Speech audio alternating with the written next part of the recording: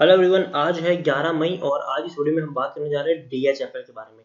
देखिए, डीएचएफएल का शेयर 11 रुपए के ऊपर ट्रेड कर रहा है। एक बहुत बड़ी गिरावट भी आई थी, बाद में शेयर ने थोड़ा बहुत बाउंस बैक किया। देखिए, अभी भी बहुत सारे लोग ऐसे हैं जो डीएचएफएल में खरीदारी कर रहे हैं, तो ये मैंने वीडियो उन्हीं के लिए बनाया है कि क्या खरीदारी करना सही रहेगा कि नहीं डीएचएफएल में। तो देखिए, वीडियो को शुरू करो उससे पहले अगर आपने अभी तक चैनल को सब्सक्राइब नहीं किया है तो प्लीज अभी से सब्सक्राइब कर लीजिए, क्योंकि आगे भी बहुत सारे वीडियोस हैं जो आपको काफी ज्यादा हेल्प करेंगे।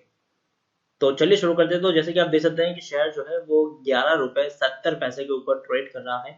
आज भी हल्की सी तेजी जरूर देखने को मिली है। पिछले एक महीने की हम बात करें तो एक महीने में आप देखिए एक बहुत बड़ी रैली आई थी, बहुत बड़ी, 15 रुपए तक शेयर चला गया था। और अगर आप मेरे चैनल को रेगुलर फॉलो करें तो ये वो वक्त था जब मैंने कहा था कि भैया बढ़िया मौका है आपके पास प्रॉफिट बुक करके एग्जिट करने का। मैंने ये कहा भी था और आप देखिए शेयर में उसके बाद कंटिन्यूअस गिरावट भी हमें देखने को मिल रही है, क्योंकि देखिए जो सिचुएशन चल रही है वो उतनी अच्छी नहीं है। उतनी अच्छी सिचुएशन से डीएचएफएल नहीं गुजर रहा है। पिछले एक साल का भी अगर मैं यहाँ पर डेटा निकालूं तो एक साल में आप खुद देख सकते हैं कि 90% की गिरावट हमें देखने को मिली है।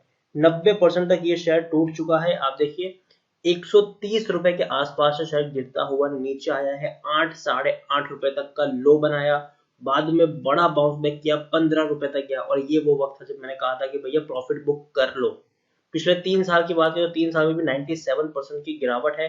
675 680 रुपए से शायद गिरता हुआ नीचे आया है। अब खुद देखिए कि बहुत भयंकर गिरावट है। यहाँ पर देखिए 370 करोड़ का इसका मार्केट कैप है। माइक्रो कैप स्टॉक है, एनएसई में देखेंगे तो 8.5 लाख के आसपास का वॉल्यूम ट्रेड है।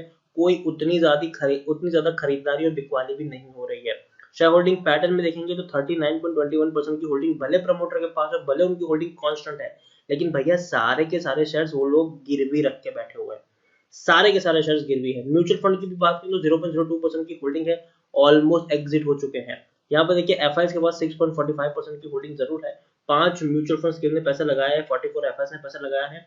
प्रमोटर विथ हाईएस्ट होल्डिंग की बात करें तो वाधवन ग्लोबल कैपिटल लिमिटेड है, जिनके पास 37.30% की होल्डिंग है। हाईएस्ट पब्लिक शेयरहोल्डर की बात करें तो एलआईसी है, जिनके पास 3.44% की होल्डिंग है। इंडिविजुअल इन्वेस्ट होल्डिंग 42.78% की देखने को मिली है। 25% का डिविडेंड 2018 में पे किया था, 2019 में कोई डिविडेंड पे नहीं किया है। लेटेस्ट अपडेट अगर हम देखें तो भैया हम सबको पता है कि वाधवन फैमिली जो है, मतलब जो प्रमोटर है वो जेल में है अभी, ठीक है। और उन्होंने अपील की थी बेल के लिए, लेकिन वो भी रिजेक्ट कर दी गई है और उनको जुडिशियल कस्टडी के लिए भेज दिया गया है। और वो भी कब तक भेजा है? 22 तारीख तक भेज दिया गया है। तो देखिए the special court here on Sunday rejected the interim bail plea filed by DHFL promoter Kapil Wadhawan and his brother Dheeraj arrested in connection with Yes Bank scam, sent them to the judicial custody। तो देखिए yes bank का जुड़ा हुआ जो scam था वो already काफी ज्यादा ट्रिगर हो चुका है, काफी ज्यादा उसके बारे में हम बातचीत भी कर चुके हैं। तो इसमें दोनों भाइयों को, कपिल वाधवान और धीरज वाधवान को भैया पुलिस ने अरेस्ट कर दिया, ईडी ने अरेस्ट किया है। और अब ये है कि उन्होंने अपील की थी कि भैया हमको बेल दी जाए, लेकिन वो भी रिजेक्ट कर दी गई है और भैया उनको भेज दिया गया है जुडिशियल कस्टडी के लिए। As the CBI custody of the Vadwan brothers ended on Sunday, they were present before the court, which sent them the judicial custody। तो देखिए ऑलरेडी सीबीआई ने इनको बहुत पहले अरेस्ट कर लिया था। संडे को इनकी जो कस्टडी थी वो पूरी हो रही थी। तो जब वापस से कोर्ट की सुनवाई हुई तो कह दिया कि भैया अब आप वापस जाओ जुडिशियल कस्टडी में। After that, they applied for temporary bail, citing the coronavirus breakout and risk posed to jail inmates। उसके बाद उन्होंने क्या किया कि मतलब कि संडे को जो उनकी कस्टडी खत्म हो रही थी तो वाधवन ब्रदर्स ने अपील की बेल के लिए कि भैया कोरोना की वजह से उनको खतरा हो सकता है जेल में उनके इनमेट्स के साथ। तो यहाँ पर उन्होंने ये हवाला दिया था, लेकिन कोर्ट ने उनकी एक न सुनी और उनकी जो रिजेक्ट है उसको, उसकी जो उनकी जो अपील थी उसको रिजेक्ट कर दिया। However, the court rejected their plea. The Vadwan lawyer argued that they are susceptible in the contracting coronavirus infection due to their health issue। तो देखिए वाधवन ब्रदर के जो लॉयर है उन्होंने कोरोना का हवाला दिया कि भैया देखो उनको कोरोना तक का भी हो सकता है, तो बेटर है कि आप इनको बेल ही दे दो। तो हालांकि अप्रूव नहीं हुई है और उनको भेज दिया गया है। 22 तारीख तक उनको जेल में भेज दिया गया है। आज 11 तारीख हुई है, 22 तारीख तक वो लोग जेल में ही रहेंगे। और देखिए however the court refuse to grant any interim relief to them. At least 77 inmates of Arthur Road Jail in Central Mumbai have tested positive for coronavirus. तो देखिए यहाँ पर क्या है कि मुंबई की जो जेल है आर्थर रोड की, उसमें से काफी लोग जो है वो कोरोना वायरस पॉजिटिव पाए गए हैं. तो इसीलिए अपील भी की गई थी कि भैया उनको ना भेजा जाए, लेकिन फिर भी कोर्ट ने उनकी एक न सुनी और उनको भेज दिया गया है. The duo was arrested last month from Mahabaleshwar based quarantine facility near 15 days after the CBI booked them the case alleged bribe also involving Yes Bank Kapoor और सीईओ राणा कपूर. तो देखिए महाबलेश्वर में ये अपने एक फार्म हाउस में रह रहे थे, वहां से इनको पकड़ा गया था. The Wadhawan brothers have been named accused in CBI FIR to allege swinging. तो देखिए मनी लॉन्ड्रिंग का पूरा केस है इनके ऊपर और काफी बड़ा केस है.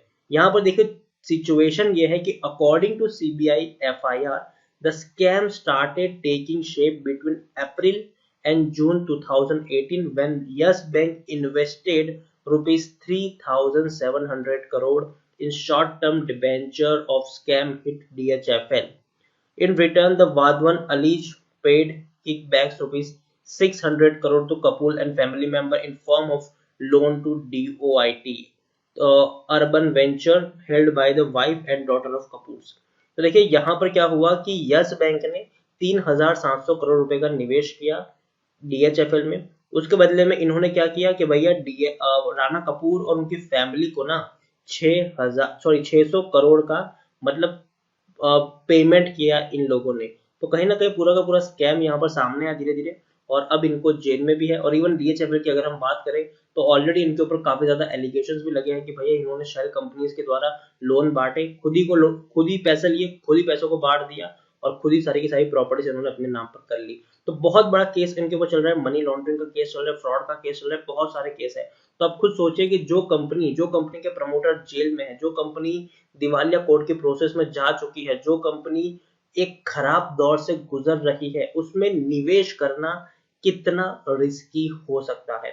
काफी रिस्की हो सकता है. अभी के दौर में मैं बात करूं टेक्निकल रेटिंग अभी भी इनकी अच्छी नहीं है. आप खुद देखिए 90, अरे बाप रे 94% कह रहे हैं कि भैया खरीद लो, बढ़िया मौका है. 94% लोग कह रहे हैं, 6% लोग होल्ड करने की सलाह दे रहे हैं, कोई यहाँ बेचने को नहीं कह रहा है. सब लोग कह रहे हैं कि भैया खरीद लो खरीद लो खरीद लो. और ये वाकई में शॉकिंग है, वाकई में शॉकिंग है. उसके मैं कुछ रीजंस भी आपको यहाँ पर जरूर बताऊंगा, लेकिन उससे पहले हम यहाँ पर इनके कर्जे को देख लेते हैं. 1 लाख करोड़ के आसपास का इनके ऊपर कर्जा है. 2019 में 93,000 करोड़ का कर्जा था. अब आप खुद सोचिए कि 2020 तक ये कर्जा कितना ज्यादा बढ़ गया होगा. काफी ज्यादा इनका कर्जा बढ़ गया है. दिसंबर में मैं मानता हूँ कि इन्होंने 934 करोड़ का प्रॉफिट जरूर किया है, लेकिन उससे पहले 6,700 करोड़ का लॉस किया, उससे पहले 206 करोड़ का लॉस किया, उससे पहले 2,223 करोड़ का लॉस किया. तो काफी ज्यादा लॉस यहाँ पर देखने को मिले हैं. और जो एलिगेशंस लगे हैं इनके ऊपर कॉर्पोरेट गवर्नेंस के, वो कोई छोटे मोटे एलिगेशंस नहीं है, वो काफी सीरियस एलिगेशंस है. शेयर होल्डिंग में आप खुद देखें कि भैया प्रमोटर जहां तक 39.21% की होल्डिंग थी, वो एक ही झटके में सारी की सारी होल्डिंग गिरवी रख देते हैं. पहले जो होल्डिंग 0% थी, वो एक ही क्वार्टर में 100% की होल्डिंग गिरवी. एफआईएल जो पहले 17.65% की होल्डिंग लेकर बैठे थे, आज वो 6.45% की होल्डिंग में सिमट चुके हैं. म्यूचुअल फंड पहले 1.09% की होल्डिंग थी, आज 0.02% की होल्डिंग है. इंश्योरेंस कंपनी ने हाथ खड़े कर लिए, यहाँ पर वो है ही नहीं. तो सबसे बड़ी दिक्कत मुझे ये लग रही है डीएचएफएल में कि देखिए कंपनी ऑलरेडी दिवालिया कोर्ट की प्रोसेस में जा चुकी है, कंपनी के प्रमोटर जेल में बैठे हैं, कंपनी का बिजनेस टूट गया है. अभी आप खुद सोचे कि जब ऐसी सिचुएशन में बजाज फाइनेंस जैसे फंडामेंटली स्ट्रॉन्ग शेयर गिर रहे हैं क्योंकि उनका बिजनेस टूट गया है, तो वहां पर वो कोई बिजनेस चल नहीं रहा है, तो डीएचएफएल जैसा शेयर कैसे सरवाइव कर लेगा, वो आप सबसे पहले सोचे यहाँ पर. और दूसरी बात ये कि ऐसी हालत में पैसा कौन लगाएगा जब उन्हीं की कंपनियां डूब रही है, तो वो कोई डूबती हुई कंपनी में अपना पैसा लगाना क्यों पसंद करेगा. मुझे नहीं लगता कि डीएचएफएल में कोई निवेशक आने वाला है या फिर आने का सोच भी रहा है. मुझे बस यही लगता है कि डीएचएफएल इसी तरीके से खींचता जाएगा ये शेयर और कुछ नहीं होगा इसका. कोई अगर खरीदेगा भी तो कोई उतना वेल नोन प्लेयर यहाँ पर हाथ नहीं डालेगा, कोई नया प्लेयर होगा और बहुत ही कम और कौड़ियों के दाम में इसको खरीद लेगा, क्या पता बाद में रीलिस्टिंग भी करवा दे. तो कहना बहुत ज्यादा मुश्किल है, लेकिन मैं यहाँ पर अवॉइड करने की सलाह दूंगा, अवॉइड करें. क्योंकि कोरोना जैसी सिचुएशन में जहां लोगों की नौकरियां तक जा रही है, स्मॉल बिजनेसेस बंद हो रहे हैं, बिजनेस काफी हद तक टूट चुका है, एनबीएफसी कंपनियों की हालत खराब है, बैंकिंग सेक्टर भी टूट रहे हैं। ऐसी सिचुएशन में डीएचएफएल जैसा शेयर कैसे सरवाइव करेगा, ये वाकई में मेरी तो समझ में नहीं आ रहा है, और मुझे लगता भी नहीं है कि कोई बड़ा प्लेयर यहाँ आकर अपना पैसा लगाएगा भी, क्योंकि कोरोना की सिचुएशन से उन्हीं को कैश की किल्लत पड़ रही होगी। हर कंपनी चाहती है कि उनकी कैश लिक्विडिटी बरकरार रहे। अगर वो डीएचएफएल में पैसा लगाएंगे तो आपको सोचे कि उनकी कंपनी का क्या होगा। ऐसी सिचुएशन में कोई मुझे नहीं लगता कि यहाँ पर हाथ डालने के लिए भी आएगा। तो मैं यही कहूंगा कि अवॉइड करें, स्ट्रिक्टली अवॉइड करें। अगर तेजी आ भी जाती है तो भैया बेच के एग्जिट कर लो। मैं यही कहूंगा, मुझे यहाँ पर कोई फ्यूचर दिख नहीं रहा है, कोई बड़ा फ्यूचर मुझे यहाँ पर दिख अभी की हालत में नहीं रहा है। हो सकता है कि आने वाले दिनों में कुछ कोई चमत्कार हो जाए तो जरूर मैं उसके बारे में आपको वीडियो बना के इन्फॉर्म भी कर दूंगा, लेकिन अभी की हालत में तो मुझे कोई फ्यूचर नहीं दिख रहा है। तो इसी के साथ वीडियो को एंड करूंगा। अगर आपको वीडियो पसंद आया हो तो प्लीज इसे लाइक करें, शेयर करें। चैनल पर पहली बार है तो प्लीज सब्सक्राइब करें, और डीएचएफएल के बारे में आप क्या सोचते हैं वो भी आप मुझे कमेंट में लिखकर बता सकते हैं। Thank you.